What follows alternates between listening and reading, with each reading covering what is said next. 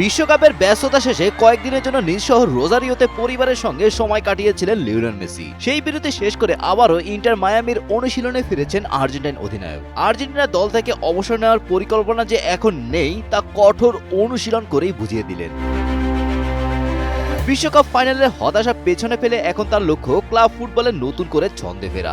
সবকিছু পরিকল্পনা অনুযায়ী এগোলে আগামী 5ই আগস্ট লিগস কাপে অ্যাথলেটিকো সান লুইসের বিপক্ষের ম্যাচেই আবারও মাঠে দেখা যেতে পারে তাকে।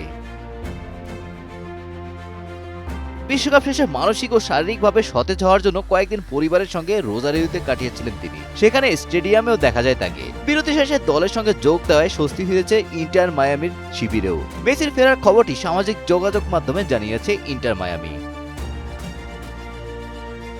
প্রকাশিত ছবিতে মেসিকে দেখা যায় চিরচেনা স্বাভাবিক ভঙ্গিতে। এক হাতে তার প্রিয় মাতে পানীয় ও অন্য হাতে সোনালী রঙের একটি থার্মোস, কাঁধে ছিল বুটের ব্যাগ। পরে ক্লাবটি একটি ভিডিও প্রকাশ করে। সেখানে সতীর্থদের নেতৃত্ব দিয়ে সামাজিক যোগাযোগ মাধ্যম পরিচালনাকারীদের শুভেচ্ছা জানাতে দেখা যায় মেসিকে। Golam Rabbani, Times today.